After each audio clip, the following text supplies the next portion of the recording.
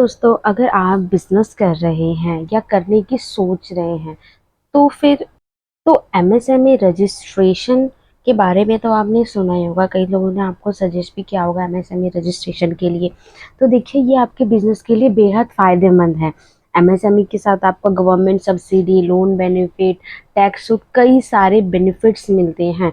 तो आज हम जानेंगे कि एमएसएमई रजिस्ट्रेशन का फुल प्रोसेस क्या होता है, प्लस इससे आपको क्या-क्या बेनिफिट्स मिलते हैं, क्या-क्या आपका डॉक्यूमेंटेशन लगता है, एवरीथिंग। सो बिना देर किए हम वीडियो को शुरू करते हैं। तो आज का अगर डिटेल में जो टॉपिक हम डिस्कस करने वाले हैं, वो है कि आप 2025 में एमएसएमई का रजिस्ट्रेशन कैसे करेंगे, क्योंकि आपको भी पता है एवरी ईयर कभी ना रूल्स जो है चेंज होते रहते हैं। अभी तक एमएसएमई का सर्टिफिकेट ही 3 बार चेंज हो चुका है, उसका लुक्स। तो उसको बारे में हम आगे देखेंगे। स्टेप बाय स्टेप क्या प्रोसेस रहने वाला है एमएसएमई को रजिस्ट्रेशन करने के लिए, आपका सर्टिफिकेट के लिए। और एमएसएमई 45 डेज़ का पेमेंट का बारे में भी आपने सुना होगा, उसकी क्या बेनिफिट्स है और इस सर्टिफिकेट के क्या बेनिफिट्स है, और एमएसएमई समाधान पोर्टल क्या है। प्लस मैं आपको बताना चाहूँगी, आपको भी प्रोफेशनल हेल्प चाहिए इसके लिए तो आप कांटेक्ट कर सकते हैं। तो नेक्स्ट क्या है, एमएसएमई रजिस्ट्रेशन होता क्या है। सो जो क्लासिफिकेशन एमएसएमई क्या होता है, जितना भी हम अपने प्लांट एंड मशीनरी पे इन्वेस्टमेंट करते हैं, उसके बेस पे हमारा 3 टाइप ऑफ एमएसएमई होता है, जिसमें से एक हमें अलॉट होता है। देखिए, एमएसएमई मतलब माइक्रो, स्मॉल, मीडियम एंटरप्राइजेस। अभी माइक्रो किसको मिलता है, स्मॉल किसको मिलता है, मीडियम किसको मिलता है। हालाँकि अभी जो new tax, income tax, new हमारा जो बजट आया था, उसमें जो टर्नओवर को क्या कर दिया गया है, बढ़ा दिया गया है। तो जो 1 अप्रैल से वो टर्नओवर जो है एप्लीकेबल होगा। हो सकता है कुछ स्मॉल में थे वो माइक्रो में आ जाएँगे, कुछ मीडियम में थे वो स्मॉल में आ जाएँगे, या जो अभी एमएसएमई के क्राइटेरिया में नहीं आते थे, वो एमएसएमई के अंदर के क्राइटेरिया में आ जाएँगे, क्योंकि जो इन्वेस्टमेंट की टर्नओवर को इंक्रीज़ किया गया है। तो यहाँ पे देखिए, इन्वेस्टमेंट अगर आपका 1 करोड़ होता है और टर्नओवर 5 करोड़ तक रहता है, तो ये आपका माइक्रो एंटरप्राइजेस रहेगा। उसी के बाद अगर आपकी इन्वेस्टमेंट 10 करोड़ रहती है और टर्नओवर 50 करोड़ तक होता है, तो आपका स्मॉल एंटरप्राइजेस होगा। और उसी में अगर आपका इन्वेस्टमेंट 50 करोड़ तक रहता है और आपका टर्नओवर 250 करोड़ तक जाता है, तो आप किस में आते हैं, मीडियम एंटरप्राइजेस में। अब प्राइमरी ऑब्जेक्टिव है क्या एमएसएमई को, देखिए, जो भी स्मॉल बिजनेसेस होते हैं उनको सपोर्ट करने के लिए गवर्नमेंट की स्कीम उनको इजीली मिल पाए, उनको सब्सिडी रेट पे लोन मिल पाए, टैक्स बेनिफिट मिल पाए, इंसेंटिव मिल पाए। क्योंकि जो हमारे छोटे बिजनेसेस हैं, देखिए, जो भी हमारे कंट्री है उसमें एक जीडीपी होती है। जितना ज़्यादा से ज़्यादा हम प्रोडक्शन अपनी कंट्री में करेंगे, उतना ही क्या होगा, हमारी कॉस्ट बचेगी, एम्प्लॉयमेंट जनरेशन होगा, नई नई टेक्नोलॉजी आएंगी, नए नए इन्वेंशंस होते रहेंगे। तो ये ज़रूरी होता है कि गवर्नमेंट को सपोर्ट करे। तो उसी के लिए क्या किया था, एमएसएमई का एक रूल लाया गया था। अब इसका प्रोसेस क्या है, देखिए, कोई भी जो बिजनेस है को एवरी बिजनेस जो है ले सकते हैं, अगर उनका टर्नओवर और इन्वेस्टमेंट इस क्राइटेरिया में आता है तो जो आपका रजिस्ट्रेशन है, सबसे पहले एमएसएमई का जो भी सर्टिफिकेट होता था उसको रजिस्ट्रेशन बोला जाता था। उसके बाद उसको उद्योग आधार बोलने गया, और अब क्या बोला जाता है, उसको उद्यम रजिस्ट्रेशन बोला जाता है। नेक्स्ट आते, देखिए, सबसे पहले हमारा सर्टिफिकेट इस तरह का होता था, ठीक है, इसको उद्योग आधार बोला जाता था। उसके बाद ये इस तरह का आया, उद्यम रजिस्ट्रेशन में ये कन्वर्ट हुआ।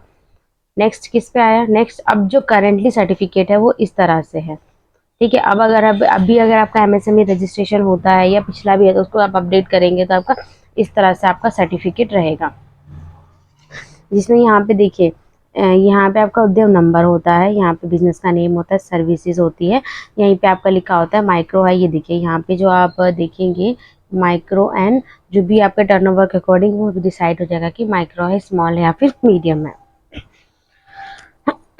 अब देखिए, अगर डॉक्यूमेंट्स की बात करें तो देखिए, इसमें कोई भी डॉक्यूमेंट्स को अपलोड नहीं किया जाता है। सबसे पहले डिटेल चाहिए होती है। बेसिकली क्या होता है, आधार कार्ड से ये लिंक होता है। सपोज अगर मैं एक बार अपना उद्यम सर्टिफिकेट बना लेती हूँ, तो मेरे आधार पे एक ही उद्यम सर्टिफिकेट ही अलाउ होगा, मैं दूसरा नहीं बना सकती। हाँ, अगर मैं एक से ज़्यादा बिजनेसेस को रन करती हूँ तो उसी में मैं ऐड कर सकती हूँ। तो इस चीज़ को आपको ध्यान रखना है। एक बार जब भी आप उद्यम बना लेते हैं तो उसका नंबर ना खोए, काफ़ी सारे ऐसे केसेस आते हैं हमारे पास कि लोगों को पता नहीं होता उन्होंने उद्यम बनाया हुआ और वो फिर से उद्यम बनाने आते हैं। तो जब भी हम उसको प्रोसेस करते हैं तो हमें पता लगता है कि ऑलरेडी इनका उद्यम बना हुआ है और उनको एप्लीकेंट्स को पता ही नहीं होता या वो भूल गए होते हैं। तो उस केस में उद्यम को रिकवर करना बहुत ज़्यादा मुश्किल हो जाता है, काफ़ी ज़्यादा प्रॉब्लम होती है। आपको उद्योग के ऑफिस में जाना होगा, डॉक्यूमेंटेशन तो ठीक है आप देंगे ही, प्लस मेन चीज़ क्या है कि आज भी उद्यम बनता है तो उसमें एक मोबाइल नंबर और एक ईमेल आईडी लिंक होती है। तो उस ईमेल आईडी और मोबाइल नंबर का आप हमेशा संभाल के रखें। इन केस अगर गुम भी हो जाता है तो वहाँ से हम मेल से उसको निकाल सकते हैं। प्लस आपका आधार कार्ड से वेरीफाई होता है, आधार ओटीपी लगता है, तो आधार से जो भी आपको मोबाइल नंबर लिंक है उसकी भी ज़रूरत होती है। बिजनेस और बेसिक डिटेल डलती है, जैसे कि क्या नाम है बिजनेस का, क्या लोकेशन है, क्या काम करते हैं। अभी हम अभी हम प्रोसेस देखिए किस तरह से, तो आपको क्लियरली समझ आएगा। जीएसटी आपका ऑप्शनल होता है, आपको डालनी है जीएसटी नंबर तो डालिए, नहीं डालना है तो नहीं डालिए। उसके बाद अगर जैसे पार्टनरशिप फर्म है, अब प्रोप्राइटरशिप फर्म है तो ठीक है एक ही पर्सन होता है। अब पार्टनरशिप फर्म है उसमें डेफिनेटली 2 पर्सन तो होते ही हैं, तो उनमें से किसी भी एक पर्सन के आधार पे इस उद्यम आधार को बनाया जाएगा। ठीक है, तो पार्टनरशिप फर्म के केस में जो पार्टनरशिप का जो फॉर्म हो, पार्टनरशिप फर्म का पैन कार्ड पार्टनरशिप फर्म का लगेगा, आधार किसी भी एक पार्टनर का लगेगा। और नॉर्मल केसेस में क्या होता है कि आधार भी आपका लगता है, पैन भी आपका लगता है। बट कोई रजिस्टर्ड बिजनेस है जहाँ पे आपका बिजनेस का अलग से पैन कार्ड है, वो किस में होता है, आपका पार्टनरशिप में होता है, आपका प्राइवेट लिमिटेड में होता है, जो भी एमसी रजिस्टर्ड फॉर्म्स होती है उनमें होता है। तो सर्टिफिकेशन का क्या प्रोसेस होता है, सबसे पहले स्टेप 1 क्या होता है, हम उद्यम वेब पोर्टल पे क्या करेंगे, आ जाएंगे उद्योग आधार पे। स्टेप 2 क्या, फाइल करेंगे डिटेल्स को, जो भी डिटेल्स उस पर डिमांड की है उसको हम डिटेल करेंगे। और सर्टिफिकेट देखिए उसी समय मिल जाता है मैक्सिमम केसेस में, कई बार सर्वर का एरर होता है तो आपको देर से भी मिल सकता है, बट मोस्ट प्रोबेबली आपको उसी टाइम पे जो है सर्टिफिकेट मिल जाता है। ठीक है, तो अभी हम देखते हैं लाइव कि किस तरह से जो है उद्योग आधार को बना। ठीक है, तो हम इसके लिए कैसे आएंगे, गूगल पे आएंगे। गूगल पे हम उद्यम रजिस्ट्रेशन या फिर उद्योग आधार जब भी लिखेंगे तो हमारे जो फर्स्ट लिंक होगा उसी पे आपको वो क्लिक करना है, उद्यम रजिस्ट्रेशन के नाम से। यहाँ पे आपको कई सारे ऑप्शंस भी मिलेंगे, बट आपको क्या गवर्नमेंट की वेबसाइट पर ही जाना है, दूसरी और किसी वेबसाइट पे नहीं जाना है। इस तरह का अगर आपका डब्ल्यू डैशबोर्ड आता है तब करेक्ट वेबसाइट पे है।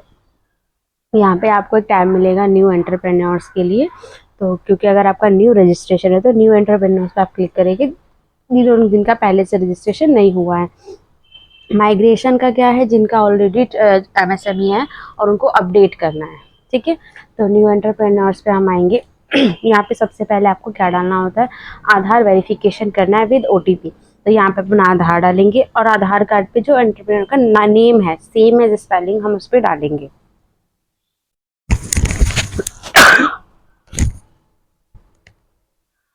ठीक है, नेम ऑफ एंटरप्रेन्योर डाल के फिर उसको वैलिडेट एंड जनरेट ओटीपी से, जो भी आपके आधार कार्ड से लिंक नंबर होगा उस पर ओटीपी आएगा, वो ओटीपी डाल के हमें इसको क्या करना है, वेरीफाई करना है।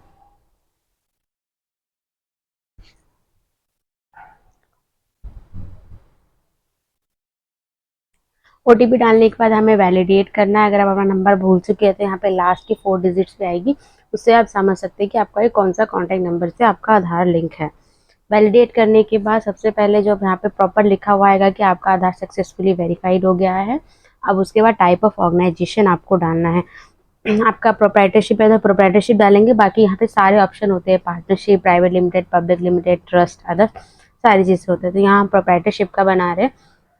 प्रोप्राइटरशिप के केस में क्या होता है, आपका खुद का पैन कार्ड आएगा, जो आपको इशू हो रखा होता है पैन कार्ड, वही पैन नंबर आपको डालना है और उस पैन पे आपका स्पेलिंग क्या है वो डालना है।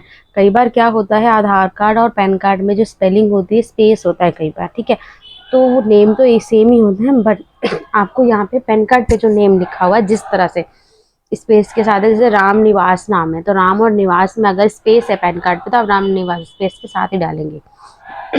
तभी आपका क्या होगा, पेन वैलिडेट हो पाएगा। डीओबी पेन डालने के बाद ये देखिए आपका प्रॉपर आ गया कि पेन है सक्सेसफुली वेरीफाइड। तो डालने के बाद फिर आपको कंटिन्यू करना है। कंटिन्यू करने के बाद हम वीडियो को, कई बार इसमें सर्वर का प्रॉब्लम है तो थोड़ा आपको वेट भी करना पड़ सकता है, बट ठीक है। यहाँ पे अगर आपका पहले से एमएसएमई होगा तो आईटीआर और आप पहले से भी भरते होंगे तो ऑटोमेटिक पैन कार्ड से फेच कर लेगा। तो ये ऑप्शन अपने आप ही आपका येस और नो में फिल होकर आता है। ठीक है। उसके बाद है, अगर आपके पास GSTN है, यस करेंगे तो आप यहाँ पे डाल सकते हैं, नो करेंगे तो नो। अगर आपका बिजनेस ऐसा है जिसमें GST एग्जेम्प्टेड है तो आप एग्जेम्प्टेड पे सिंपली क्लिक कर सकते हैं, अदरवाइज नो यस कर सकते हैं। नेम ऑफ एंटरप्रेन्योर इस पे खुद से आ जाएगा क्योंकि हम ऑलरेडी 2 बार डाल चुके हैं। ठीक है। उसके बाद मोबाइल नंबर यहाँ पे डालना है आपको, ईमेल आई डालना है, इनको आपको संभाल के रखना है क्योंकि इसी के OTP से आपको जो है MSME आप फ्यूचर में लॉग इन कर पाएंगे, कुछ भी आपको अपडेट करना है तो। उसके बाद ये कुछ कैटेगरी के रूल्स दिए हुए हैं, परसेंटेज ऑफ शेयर दिया हुआ है, इसका आपको कुछ नहीं करना। नेक्स्ट आना है सोशल कैटेगरी, आप जनरल, SC ST OBC जो भी है आप वो डालेंगे। आप अपना जेंडर डालेंगे, अगर आप स्पेशली एबल्ड है तो यस करेंगे, अदरवाइज उसको नो करेंगे।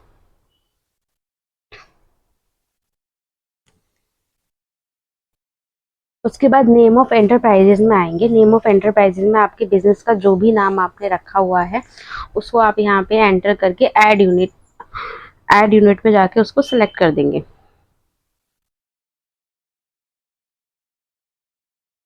जब आप प्लांट एंड यूनिट में आएंगे तो वहाँ पे जो आपने ऊपर नेम लिखा है वो आपका आ जाएगा, तो यहाँ पे आपको प्लांट एंड यूनिट का नेम डाल के ऐड पे क्लिक कर देना है। सेम भी डाल सकते हैं आप, अलग भी डाल सकते हैं। कई बार एंटरप्राइजेस के कई सारे यूनिट्स होते हैं, 1 2 3 4, तो उस तरह से भी आप इसमें डाल सकते हैं।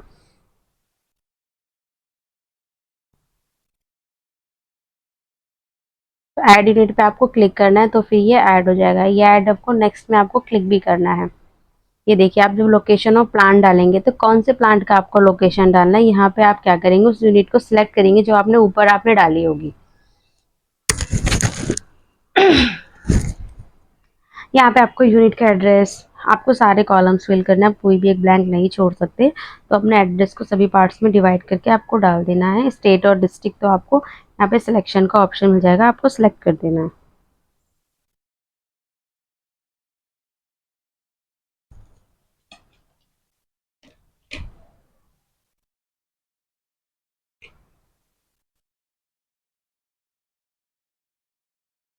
उसके बाद आपको ऐड प्लांट पे क्लिक कर देना है, तो आपका वो प्लांट और एड्रेस ऐड हो गया।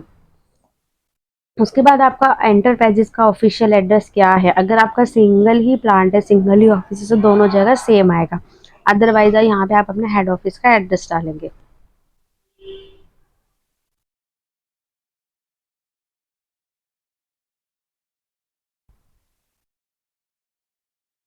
तो यहाँ से आपका आ गया लेटीट्यूड लॉन्गिट्यूड, ये पहले इसको हमें डालना पड़ता था, खुद से लिखना पड़ता था, बट अब इसमें जियो मैपिंग के जरिए आप सेलेक्ट कर सकते हैं। तो गेट लॉन्गिट्यूड और लॉटिट्यूड पे आना है।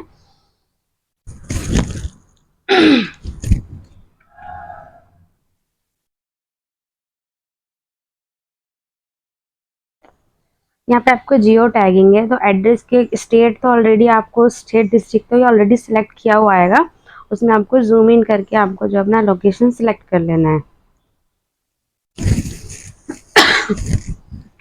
आपको प्रॉपर जो है लोकेशन सिलेक्ट कर देना है, जितना भी आपको समझ आता है कुछ नियर बाय।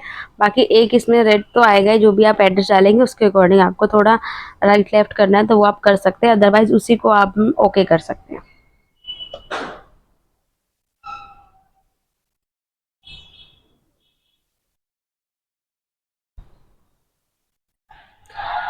एड्रेस ओके होने के बाद आपको सिंपली ओके पे क्लिक कर लेना है।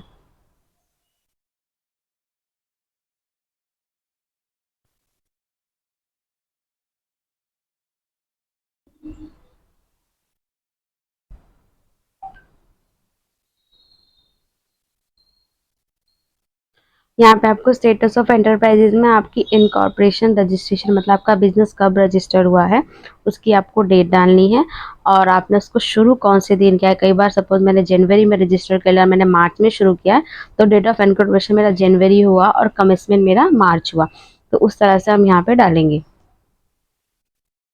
कमिसमेंट डेट डालने से पहले आपको यस पे क्लिक करना है, आपने प्रोडक्शन शुरू किया है या नहीं, सेम डेट भी आप दोनों में डाल सकते हैं। उसके बाद यहाँ पे आपको बैंक की डिटेल देनी है। इनिशियली अगर आपके पास करेंट अकाउंट नहीं है तो आप इसमें सेविंग का भी डाल सकते हैं, जब आपका करेंट अकाउंट ओपन हो जाएगा तो आप इसको अपडेट करवा सकते हैं।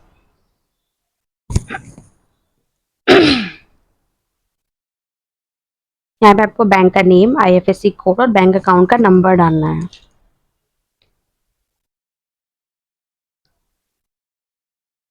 अब मेजर एक्टिविटी आपके बिजनेस की क्या है, मैन्युफैक्चरिंग है या सर्विसेज है, तो जो भी है वो आप इसमें सिलेक्ट कर लेंगे।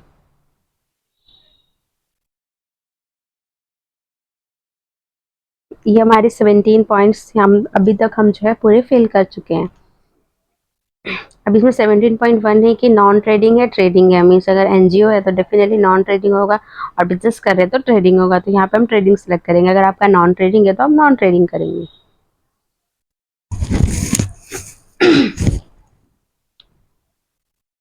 उसके बाद यहाँ पे आपको एनआईसी कोड डालना है। एनआईसी कोड क्या होता है, आपके वर्क के अकॉर्डिंग, आप जो भी यहाँ पे दरअसल एजुकेशन का इंस्टीट्यूट है तो यहाँ पे आपको कीवर्ड्स डालने होते हैं, एजुकेशन इंस्टीट्यूट, या फिर जो आपकी एनआईसी की कोड की पूरी यहाँ पे बुकलेट अवेलेबल है, वहाँ से आप कोड भी सर्च कर सकते हैं। तो डायरेक्ट यहाँ पे कोड डाल देंगे तो भी आ जाएगा। आप देखेंगे कि इनिशियली कुछ नंबर्स लिखे हुए हैं, वो कोड है। तो जब भी आप उसमें जैसे ऊपर एजुकेशन डाला, नीचे एनआईसी 2, 4 एंड 5, यहाँ पे आपका एजुकेशन से रिलेटेड कुछ ऑप्शंस आएंगे, तो जो भी ऑप्शन हमें बेस्ट लगेगा हम उसको सिलेक्ट कर लेंगे।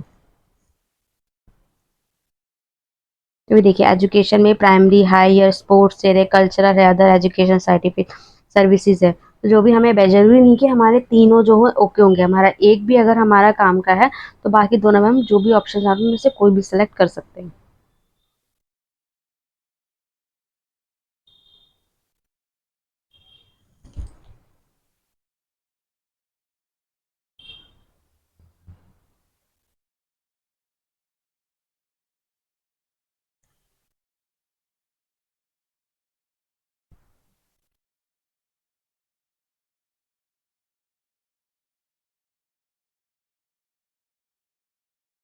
तो ये हमने सर्विसेज डाल ली है जो हमारी सर्विसेज के अंडर में आती है।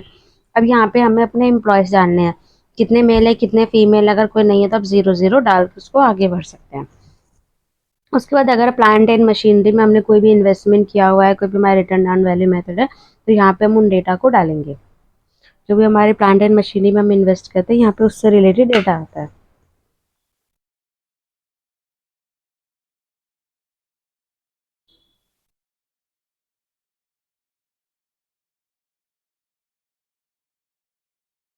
उसके बाद अगर टर्नओवर है, पिछला हमारा कुछ भी ईयर का टर्नओवर है, तो यहाँ पे हम वो अमाउंट डालेंगे, अदरवाइज हम 0 लिखेंगे। नेक्स्ट हम आएंगे कि ठीक है, अभी यहाँ पे हमें कुछ ऑप्शन मिले हैं 22 से लेकर 27 तक। ये कुछ सर्विसेज होती है, जैसे जैमपोर्टल का रजिस्ट्रेशन, यहाँ आप यस कर देंगे तो आपको मिल जाएगा, ट्रेडिस का रजिस्ट्रेशन आईडी वगैरह मिल जाएगा, तो आपको चाहिए तो आप यस कर लीजिए, अदरवाइज नो कर सकते हैं। ठीक है, स्किल इंडिया का डिजिटल पोर्टल, वो सारी चीज़ें आपको अवेल हो जाएगी, आपके फ़ोन नंबर और ईमेल आईडी पे नोटिफिकेशन आ जाएगा। उसके बाद डिस्ट्रिक्ट इंडस्ट्री सेंटर, ये अपने आप ही आएगा, यहाँ पे आपको कुछ नहीं करना है, आपके एड्रेस के अकॉर्डिंग ये ऑटो फिल आएगा। आपको जस्ट एक बार देख लेना है और नेक्स्ट आके submit and get final OTP करना है। अब जो ओटीपी आएगा वो जो आपने फ़ोन नंबर डाला हुआ है वो उसके ऊपर आएगा, आधार लिंक पे नहीं आएगा। और जब भी सबमिट एंड फाइनल ओटीपी से पहले एक बार ये ध्यान रखना है कि कुछ भी डिटेल्स फिर आप अभी के लिए चेंज तो नहीं कर सकते, आपको फिर एडिट करना पड़ेगा। तो ओटीपी डालने के बाद क्या होगा, आपका रजिस्ट्रेशन हो जाएगा।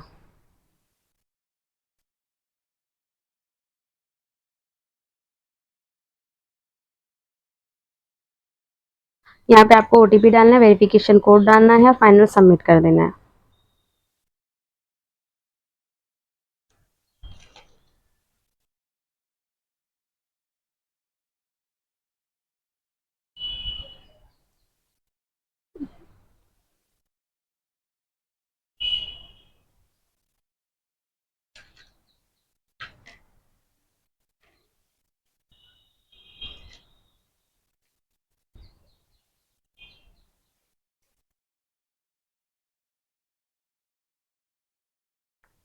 तो यहाँ आपका उद्यम रजिस्ट्रेशन नंबर आ चुका है, सर्टिफिकेट आपको इशू हो गया है। तो यहीं पे अबाव में आपको प्रिंट सर्टिफिकेट का ऑप्शन मिल रहा है, उस पर जस्ट आपको क्लिक करना है और सर्टिफिकेट आप डाउनलोड कर सकते हैं।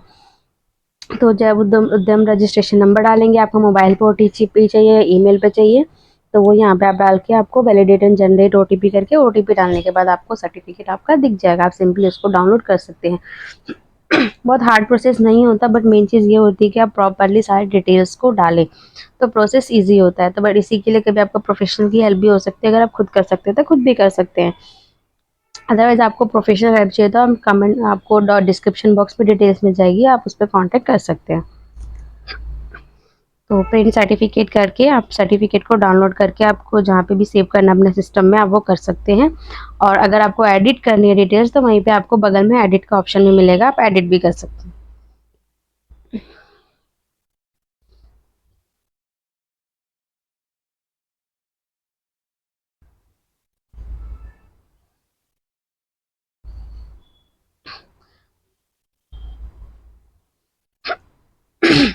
तो ये था सिंपल सा प्रोसेस, किस तरह से आप अपना एमएसएमई खुद से बना सकते हैं। बट आपको ये चीज़ ध्यान रखनी है कि एवरी ईयर इसकी फाइलिंग होती है, तो वो आप ज़रूर करें। सिर्फ सर्टिफिकेट बनाने से ही नहीं होता है, और कुछ भी आप चेंजेस करते हैं अपने बिजनेस एड्रेस तो यहाँ पे आपको वो चीज़ अपडेट भी करते जाना है।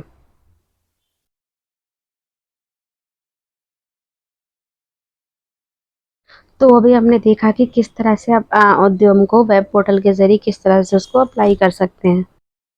तो ये था प्रोसेस किस तरह से। तो अभी हमने देखा किस तरह से हम इसको रजिस्टर कर सकते हैं, खुद अप्लाई कर सकते हैं। बट वीडियो के शुरू में मैंने बोला था कि मैं आपको बेनिफिट्स भी बताऊँगी। तो अभी हम बेनिफिट्स पे आ जाते हैं। तो बेनिफिट्स क्या है एमएसएमई रजिस्ट्रेशन की?